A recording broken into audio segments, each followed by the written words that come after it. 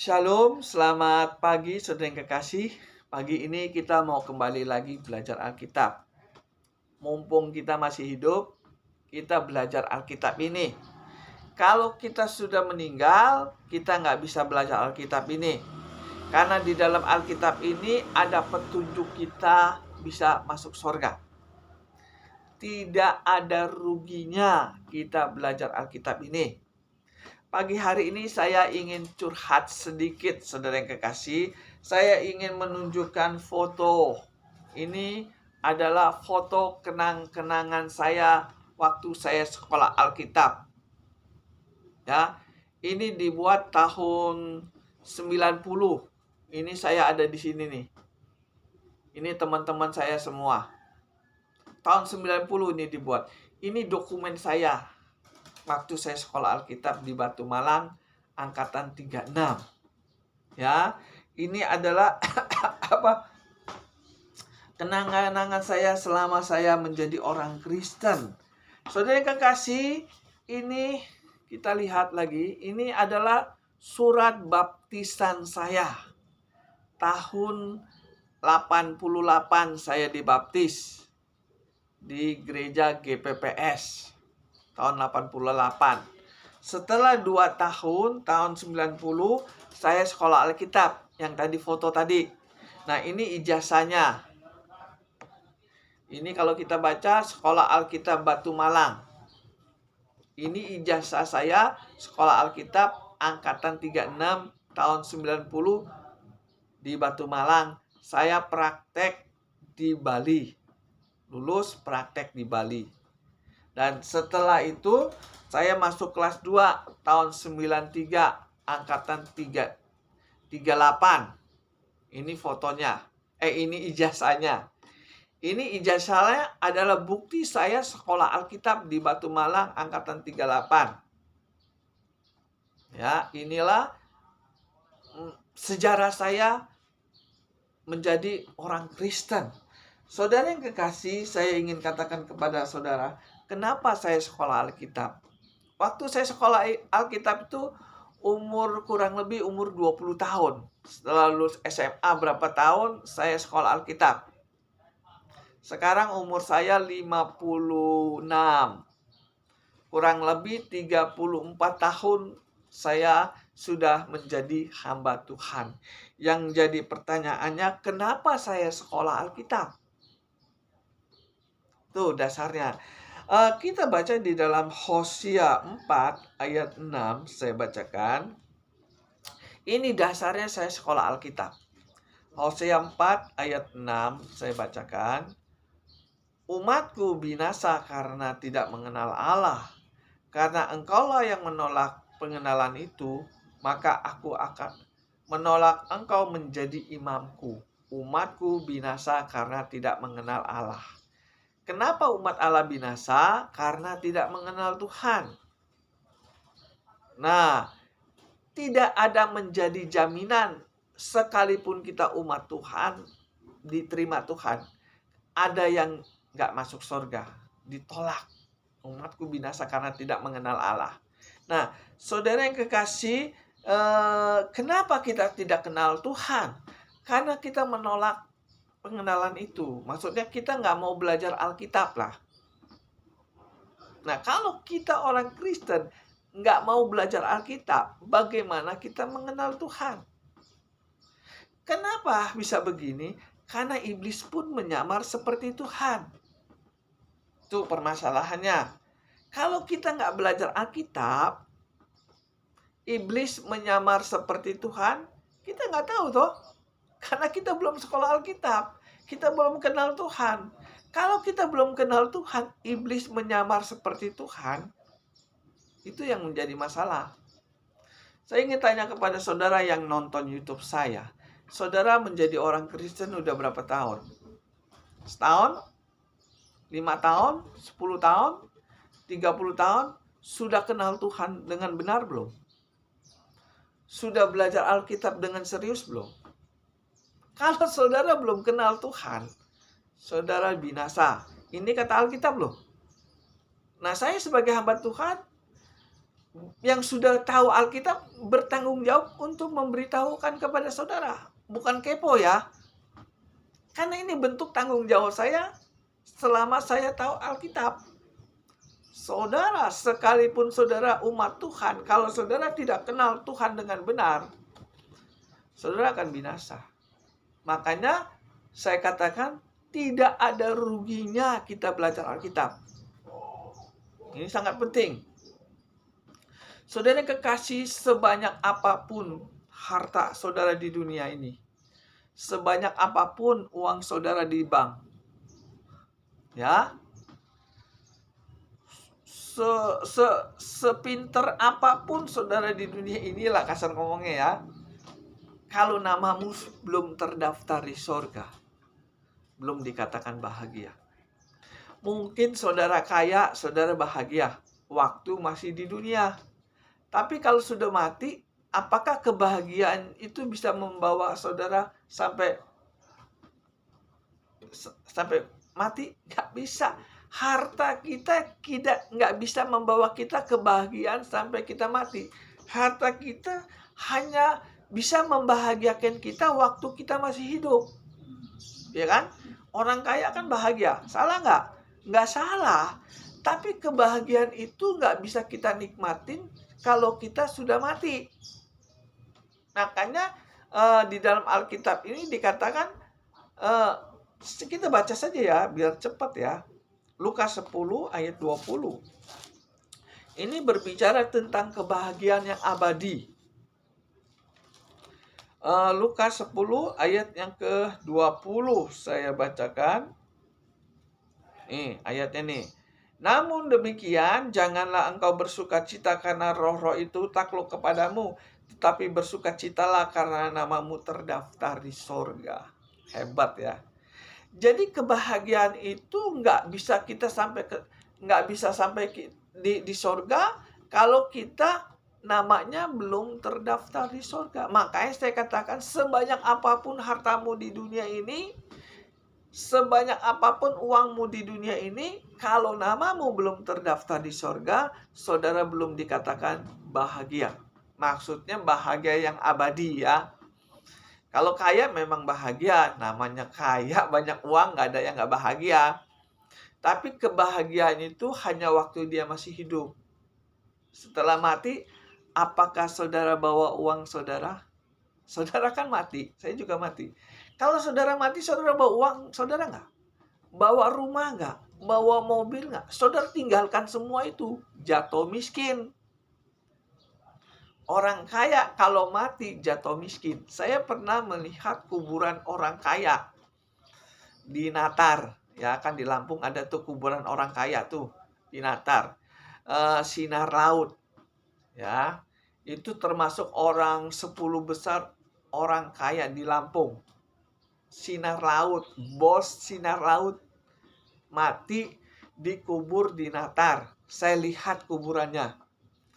Dia nggak bawa pabrik, dia nggak bawa uangnya, dia nggak bawa mobilnya, dia nggak bawa hartanya.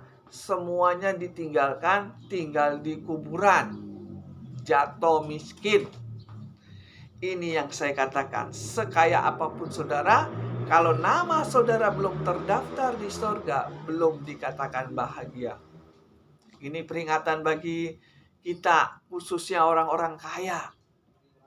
Kalau nama saudara belum terdaftar di sorga, saudara belum dikatakan bahagia. Karena di dalam Alkitab ini ada orang kaya mati menderita. Di Alkitab ditulis. Kita baca di dalam Lukas lagi tadi ya. Lukas 16 ayat 23. Lukas 16 ayat 23. Orang kaya itu juga mati lalu dikubur. Bukan? Orang kaya itu mati lalu dikubur. Dan sementara ia menderita sengsara di dalam laut, ia memandang ke atas dari jauh. Dilihatlah Abraham dan Lazarus duduk di pangkuannya. Lalu ia berseru kepadanya, "Bapa Abraham, kasihlah aku. Suruhlah Lazarus supaya mencelupkan ujung jarinya ke dalam air dan menyejukkan lidahku, sebab aku sangat kesakitan dalam nyala api ini." Ini orang kaya, saudara kekasih. Setelah dia mati, dikubur, disiksa dalam api. Derita nggak? Menderita. Kenapa dia disiksa di dalam api? Karena nama dia belum terdaftar di sorga. Saya ingin tanya kepada saudara, kalau saudara dibakar dalam api, saudara ada kompor nih. Saudara nyalain kompor gas tuh, jepret, apinya nyaro. Udah ya apinya. Saudara taruh tangan saudara di dalam api itu. Api. Rasanya gimana? Bahagia apa menderita? Menderita. Jadi orang kaya ini pas waktu dia mati, dia nggak bawa apapun yang ada di dunia ini. Dia dikubur, disiksa dalam api. Kenapa dia disiksa di dalam api? Itu permasalahannya. Karena nama dia nggak terdaftar di sorga. Jadi ini peringatan khususnya untuk orang kaya. Nggak menjadi jaminan kekayaanmu itu bisa membahagiakan saudara. Yang bisa membahagiakan saudara kalau namamu terdaftar di sorga. Kalau nama kita sudah terdaftar di sorga, kita mati, kita langsung masuk ke sorga. Namanya di sorga kan bahagia. Nggak ada, saudara yang kekasih, kalau orang mati masuk sorga itu menderita. Nggak ada. Yang ada senang selamanya. Makanya di dalam Lukas 10 ayat 20, janganlah engkau bersuka cita karena roh-roh itu takluk kepadamu, tapi bersukacitalah karena namamu terdaftar di surga. Yang jadi pertanyaannya begini, bagaimana caranya nama kita terdaftar di surga? Ya kan? Betul nggak saya ngomong? Bagaimana caranya nama kita bisa terdaftar di surga? Itu yang penting. Saya daftar nama saya daftarkan. Kapan kita mendaftarkan nama kita di surga? Waktu kita masih hidup. Kalau kita sudah mati, nggak bisa mendaftarkan nama kita di surga. Makanya saya ingin katakan, mumpung masih hidup, belajar Alkitab. Mumpung masih hidup, daftar nama kita di surga. Apalagi kalau umurnya sudah 40-50 tahun ke atas. Sudah mau mati, kasar ngomongnya ya. Kalau namamu belum terdaftar di surga, saudara keburu mati, maka saudara akan menderita bersama orang kaya ini di dalam api neraka. Inilah manfaatnya kita sekolah Alkitab. Bagaimana caranya nama kita terdaftar di surga? Saya kasih ilustrasi sedikit supaya ngerti caranya mendaftarkan nama kita di surga. Saya punya anak 5. Banyak anak saya. Ada 5. Anak saya ini saya catat di buku kakak. Ya, Christine, Jessica, Natalia, Rahel, dan Suryani. Dan kelima anak ini saya catat namanya di dalam buku kakak.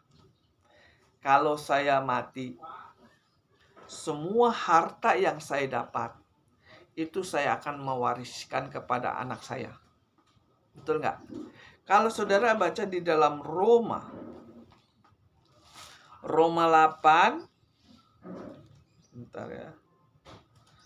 Roma 8 ayat 17 saya bacakan ya.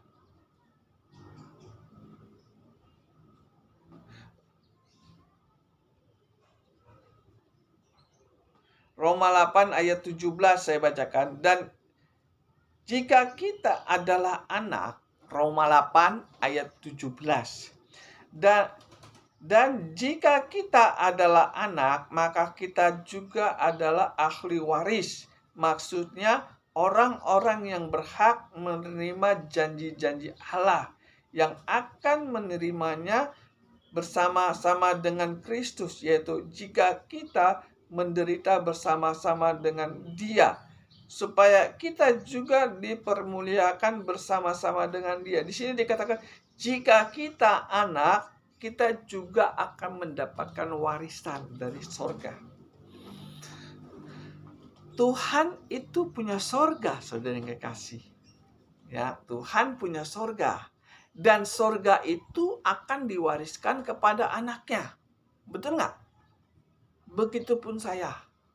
saya punya rumah, punya mobil, punya uang, semua harta saya akan wariskan kepada anak saya. Begitu juga Tuhan. Nah, kenapa saya wariskan harta saya kepada anak saya? Karena sudah terdaftar di buku kakak saya. Sekalipun anak saya di Amerika, ya, kalau nama dia sudah terdaftar di buku kakak saya, maka dia berhak mendapatkan warisan saya. Begitu juga kita. Kalau nama kita sudah terdaftar di surga, maka pada waktu kita mati, kita mendapatkan warisan dari surga. Yang jadi masalahnya, namamu sudah terdaftar di surga belum? Saudara sudah menjadi anak Tuhan belum? Yang mau mendapatkan warisan surga itu anak Tuhan. Ya, ini harus dicatat nih. Yang mendapatkan warisan surga namanya terdaftar di surga. Saudara kekasih, ini sangat penting karena ini menyangkut tentang kebahagiaan kita abadi. Nah, bagaimana caranya kita menjadi anak Tuhan? Betul nggak? Bagaimana caranya kita menjadi anak Tuhan? Yang menentukan kita jadi anak Tuhan atau bukan pendeta. Bukan saya. Yang menentukan apakah kita anak Tuhan atau bukan, ini firman Tuhan. Yang menentukan kita anak Tuhan. Kita bisa nih, saya anak Tuhan.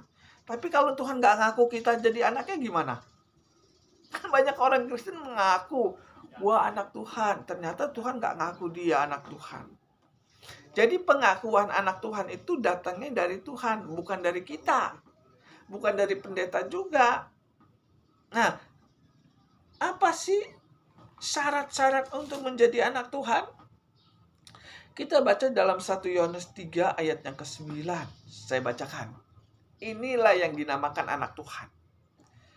Setiap orang yang lahir dari Allah tidak berbuat dosa lagi. Setiap orang yang lahir dari Allah tidak berbuat dosa lagi. Yang namanya lahir dari Allah kan anak Tuhan. Nah, untuk menjadi anak Tuhan tidak berbuat dosa lagi. Kalau kita nggak berbuat dosa lagi, nggak mau berbuat dosa lagi, maka kita itu yang disebut anak Tuhan. Dan anak Tuhan itu namanya terdaftar di surga, masuk surga. Nah, bagaimana kalau orang Kristen yang masih berbuat dosa? Bagaimana kalau pendeta yang masih berbuat dosa? Nama dia belum terdaftar di surga. Karena Alkitab mengatakan orang yang lahir dari Allah tidak berbuat dosa lagi. Jadi kalau kita masih berbuat dosa, sekalipun dia pendeta, dia bukan anak Tuhan. Mungkin dia hamba Tuhan, melayani Tuhan, tetapi dia bukan anak Tuhan. Bedain ya antara hamba Tuhan dan anak Tuhan. Bedain. Kalau anak Tuhan itu nggak berbuat dosa lagi. Kalau hamba Tuhan masih bisa berbuat dosa. Dan yang namanya orang yang masih berbuat dosa belum disebut anak Tuhan. Contohnya gini. Saya punya perusahaan nih. Saya punya karyawan, ya, pembantu saya. Saya punya usaha, saya ada karyawan, dia kerja sama saya. Ya. Pekerjaan saya dia yang kerjain. Nah, saya kasih gaji. Kalau dia rajin, saya kasih bonus. Tetapi saya tidak memberikan dia warisan. Nyambung ya. Warisan saya berikan kepada anak saya. Bukan pembantu saya. Begitupun Tuhan. Tuhan tidak mewariskan hartanya atau surganya kepada hamba Tuhan. Yang Tuhan wariskan surga itu kepada anaknya. Karena di dalam Roma 7 ayat 12, kalau engkau menjadi anak Allah, kamu mendapatkan hak warisan dari surga. Jadi hamba Tuhan itu belum tentu mendapat warisan dari surga. Ada hamba Tuhan yang nggak mendapatkan warisan dari surga. Saudara baca Matius 7 ayat 22, 23, Tuhan, bukankah kami melayani Engkau, mengusir setan, mengadakan mujizat, menyembuhkan orang sakit, melayani Engkau setiap hari Minggu saya khotbah dan sebagainya. Pada waktu dia mati, nggak mendapat warisan sorga, ditolak. Nyala engkau dari hadapanku, kalian pembuat kejahatan. Kenapa bisa begitu? Karena dia bukan anak Tuhan, hamba Tuhan. Banyak yang nggak ngerti. Banyak hamba Tuhan bangga menjadi hamba Tuhan. Setelah mati, nggak dapat warisan dari sorga. Kenapa bisa begitu? Karena dia bukan anak Tuhan. Masih berbuat dosa, masih maling, masih berzina. Ini yang jadi permasalahan. Nah, banyak orang Kristen bangga. Banyak hamba Tuhan bangga punya karunia mujizat. Kayak siapa tuh yang terkenal itu, Philip Antopa kan punya karunia tuh. Bangga dia. Dan di situ dikatakan kamu nggak mendapat warisan dari sorga karena kamu masih berbuat dosa. Dosanya di mana? Ya nggak ngerti Alkitab. Dosa itu banyak orang Kristen nggak tahu loh, saudara yang kekasih. Bahkan pendeta pun banyak yang nggak tahu apa itu dosa. Bisa khotbah bertahun-tahun di mimbar, tapi dosa dia nggak ngerti. Saya pernah nanya sama teman-teman, ratusan teman-teman saya hamba Tuhan. Saya tanya, dosa itu apa sih? Nggak ada yang berani jawab. Padahal cuma jawab aja sih, padahal dia sudah sekolah Alkitab puluhan tahun. Saya tanya dosa, dia nggak bisa jawab. Dosa itu dalam bahasa aslinya itu hamartia. Artinya orang yang melanggar perintah Tuhan atau orang yang melanggar hukum Tuhan. Kita baca dalam 1 Yohanes 1 Yohanes 3 ayat yang keempat. Saya bacakan. Setiap orang yang berbuat dosa melanggar juga hukum Allah. Sebab dosa ialah melanggar hukum Allah. Dosa itu artinya melanggar hukum Tuhan. Di dalam hukum Tuhan tuh nggak boleh maling, nggak boleh berbohong, nggak boleh mencuri, nggak boleh berzina dan sebagainya. Itu hukum Tuhan. Jadi kalau kita melanggar hukum Tuhan, itu dikatakan orang berdosa. Nah, kenapa orang itu belum disebut anak Tuhan? Karena masih melanggar hukum Tuhan. Tuh dasarnya. Jadi saudara yang kekasih, untuk bisa nama kita terdaftar di sorga, kita nggak boleh melakukan dosa lagi. Selama kita masih melakukan dosa, kita belum disebut anak Tuhan. Dan kalau kita belum disebut belum menjadi anak Tuhan, nama kita belum terdaftar di sorga. Makanya saya ingin katakan kepada saudara, sekaya apapun saudara di dunia ini, sebanyak apapun harta saudara di dunia ini, sebanyak apapun uang saudara di dunia ini, kalau namamu belum terdaftar di sorga, saudara mati, saudara akan menderita di neraka bersama iblis. Ini sangat penting saudara yang kekasih ini, karena menyangkut tentang sorga dan neraka. Jangan sampai setelah di neraka, jangan sampai setelah kita mati, ternyata nama kita nggak terdaftar di sorga. Kenapa nama kita tidak terdaftar di sorga? Karena pendetanya nggak ngerti masalah ini. Saya sekolah Alkitab, saudara, saya ngerti. Kalau namamu belum terdaftar di sorga, saudara belum dikatakan berbahagia. Ini sangat penting, saudara yang kekasih. Kebahagiaan abadi itu yang kita harus cari. Jangan muntang-muntang udah kaya, seneng, gak mikirin namanya belum terdaftar di sorga. Kalau sudah langsung mati, maka saudara menderita di neraka. Saya gak nakut-nakutin saudara yang kekasih. Mumpung masih hidup, daftar nama saudara di sorga. Makanya saya tanya kepada saudara, sudah berapa puluh tahun saudara menjadi orang Kristen? Sudahkah nama saudara terdaftar di sorga? Kalau belum terdaftar, mau kapan? Yang jadi masalah begini saudara yang kekasih. Banyak hamba Tuhan nggak tahu masalah ini. Sehingga mereka mengatakan, percaya saja masuk surga. Mujizat masih ada, selesai. Yang penting saudara percaya pasti masuk surga. Dia nggak tahu kalau namanya nggak terdaftar di surga nggak bisa masuk surga. Dia nggak tahu kalau namanya nggak terdaftar di surga, dia tidak mendapatkan warisan dari surga. Ini sangat penting, saudara yang kekasih. Karena ini menyangkut masalah kebahagiaan yang abadi.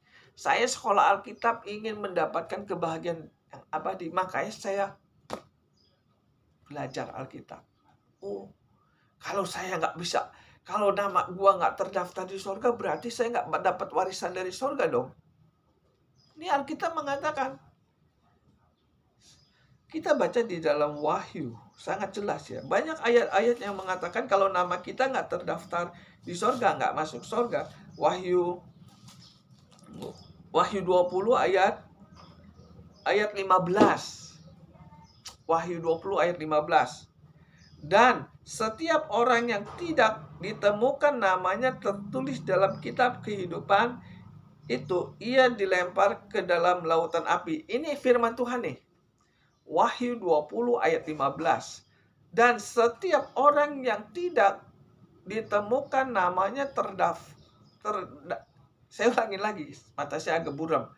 Dan setiap orang yang tidak ditemukan namanya tertulis di dalam kitab kehidupan itu, ia dilempar ke dalam lautan api.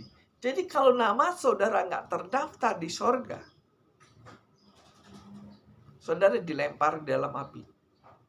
Seperti Lukas 16 ayat 23. Orang kaya itu mati, lalu dikubur, disiksa dalam api. Kenapa orang kaya ini disiksa, masuk ke dalam nyala api? Karena namanya nggak terdaftar di sorga. Karena namanya tidak tercatat di dalam buku kehidupan.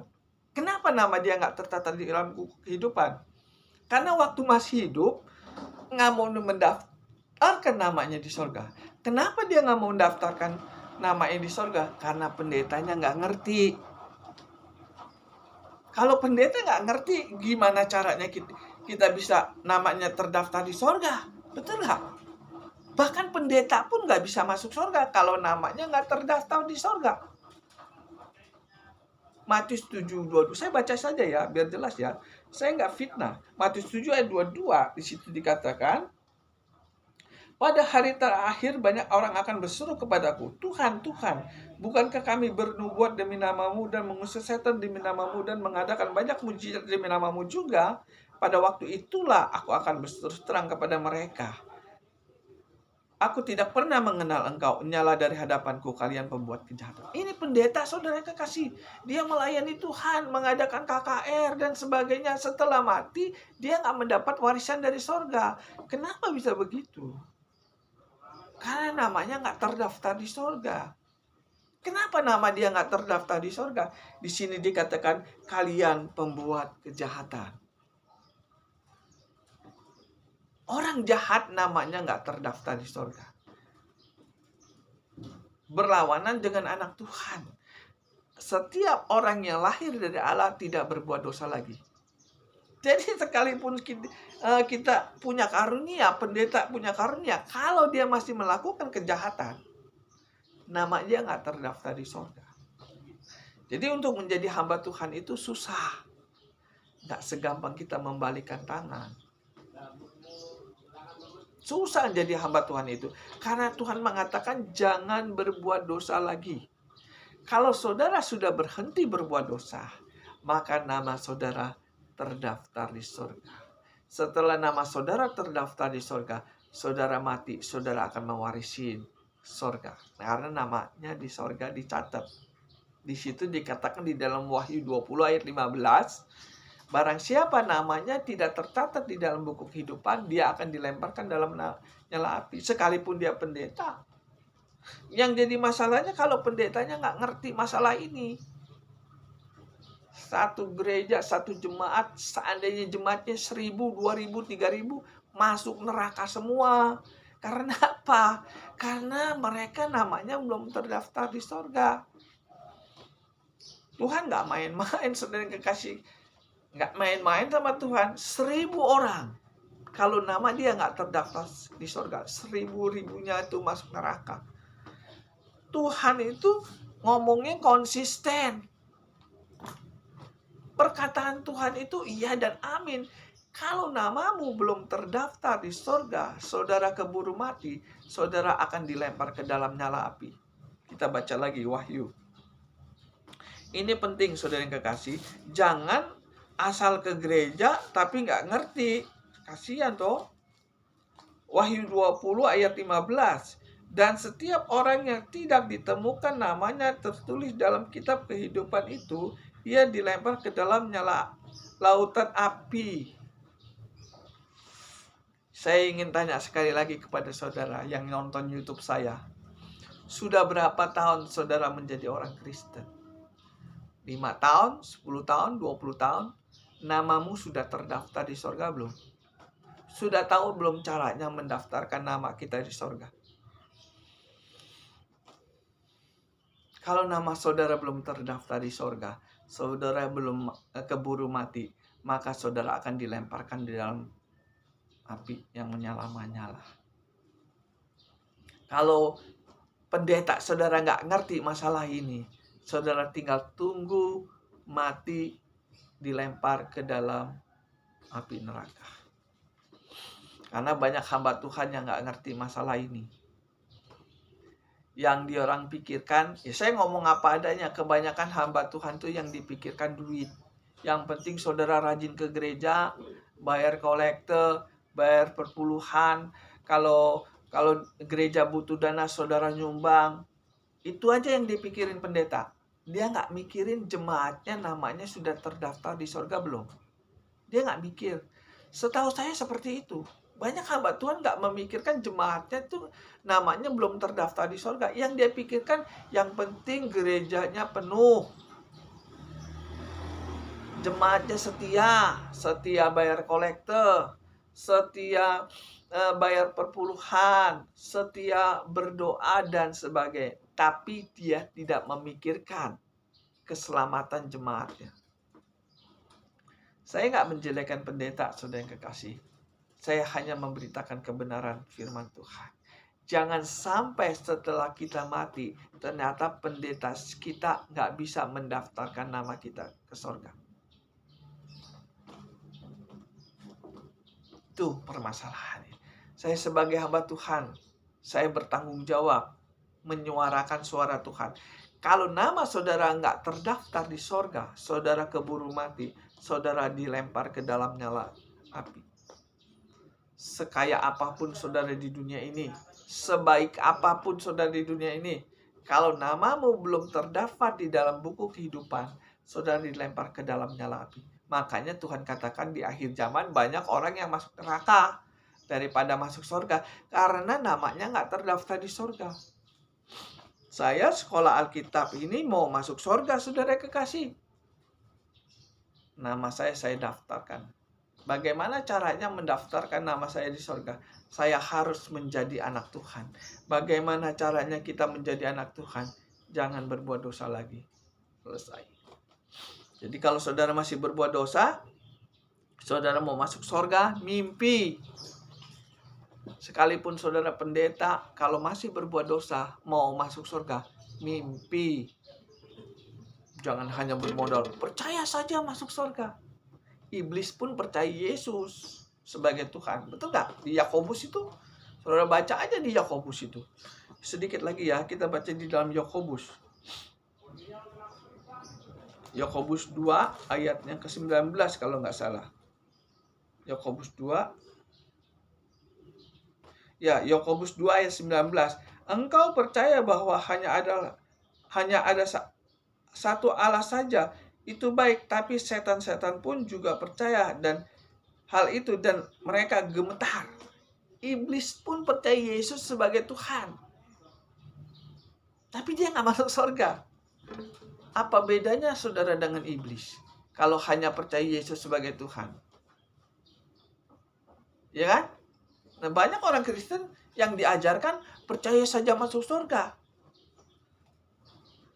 Ya kan? Setelah mati ternyata nggak masuk surga. Karena apa? Umatku binasa karena tidak mengenal Allah.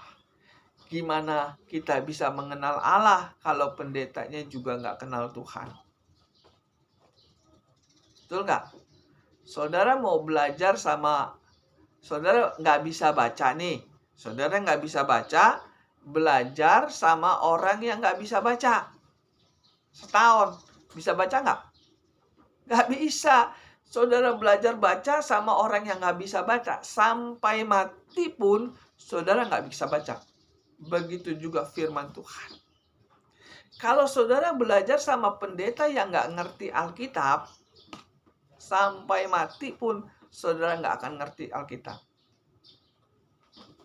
Keras omongan saya ini lebih baik daripada kita ngerti waktu kita masih setelah mati. Kalau pendeta saudara nggak ngerti Alkitab, saudara masih dukung, masih setia sama pendeta itu, tinggal tunggu saudara mati di neraka. Nggak semua hamba Tuhan itu ngerti Alkitab. Nggak.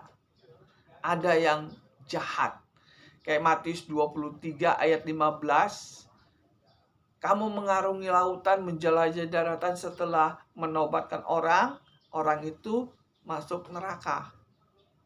Ini pendeta yang nggak ngerti Alkitab.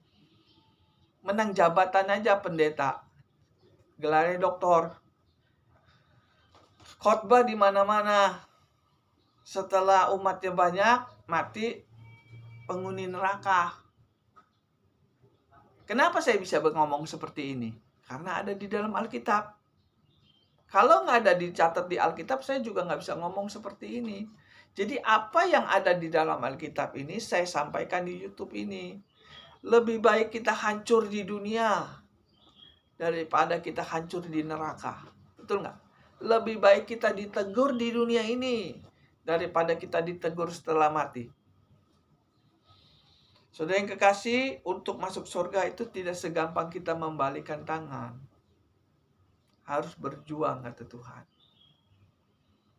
Filipi, di situ dikatakan, kerjakanlah keselamatanmu.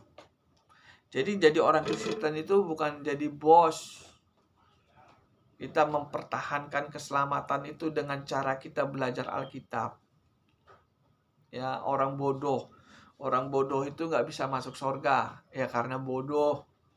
Kan saya pernah mengatakan orang bodoh itu nggak bisa masuk surga. Masa sekolah udah jadi orang Kristen puluhan tahun nggak ngerti Alkitab? Yang salah pendetanya apa kita yang nggak mau belajar? Ya kan? Nah, kalau saudara belajar puluhan tahun nggak ngerti Alkitab, berarti ada yang salah, pendetanya apa saudara? Saudara yang kekasih, pagi hari ini saya ingin berbicara tentang masalah ini karena ini sangat penting. Menyangkut surga dan neraka. Ini tanggung jawab saya sebagai hamba Tuhan menceritakan masalah ini. Saya mau ajarin ini nih, saudara yang kekasih. Kalau saudara mau, kita ketemu. Ini sangat penting untuk mempermudah kita mengerti Alkitab. Ini orang Kristen yang nggak ngerti Alkitab. Ini orang Kristen yang ngerti Alkitab. Selama saudara masih hidup, saudara masih ada kesempatan untuk belajar ini. Kalau saudara sudah meninggal, saudara nggak bisa belajar. Jadi kalau saudara ingin nama saudara terdaftar di sorga, belajar Alkitab. Tidak ada rugi. Nah, kalau saudara kurang jelas masalah ini, bisa hubungi saya. Kita sama-sama belajar Alkitab. Kita sama-sama ke sorga. Mumpung masih hidup. Kalau sudah mati, kita nggak bisa belajar Alkitab lagi. Kita berdoa. Tuhan, terima kasih atas firman-Mu pada pagi hari ini. Ajari kami, nama kami terdaftar di sorga, agar kami mendapatkan warisan dari sorga. Tuhan, kalau nama kami belum terdaftar di sorga, ajarin sekali lagi, kami mau belajar kembali dari nol sampai kami mengerti apa tujuan kami menjadi orang Kristen. Terima kasih, firman-Mu pada pagi hari ini berbicara tentang belajar Alkitab. Tuhan, berkati orang yang mendengar YouTube ini dan berkati juga saya yang memberitakan kebenaran firman Tuhan. Dalam nama Tuhan Yesus, haleluya. Amin.